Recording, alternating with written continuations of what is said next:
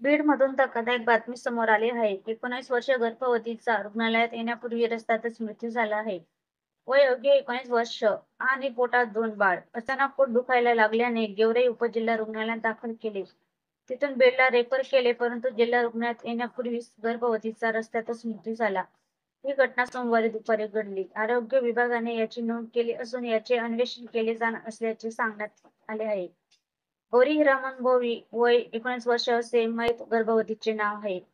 ती पती आणि इतर काही लोकांसह कामाच्या शोधात गेवराई तालुक्यातील सुरोडे गाव मुळज येथे आली होती. ती पहिल्यांदाच गर्भवती. तिची प्राथमिक तोंडी माहिती घेतली असता जुळे मुले असल्याचे सांगण्यात आले होते. 36 आठवड्याचा गर्भ झाल्यानंतर 5 मे रोजी सकाळी तिच्या पोटात अचानक दुखायला लागले. त्यानंतर नातेवाईकांनी तातडीने तिला गेवराई उपजिल्हा रुग्णालयात दाखल केले. तेथून प्रथमोपचार करून तिला जिल्हा रुग्णालयात रेफर केले, परंतु रस्त्यातच तिचा मृत्यू झाला. बेडमध्ये आल्यावर डॉक्टरांनी तपासून गौरी यांना मयत घोषित केले.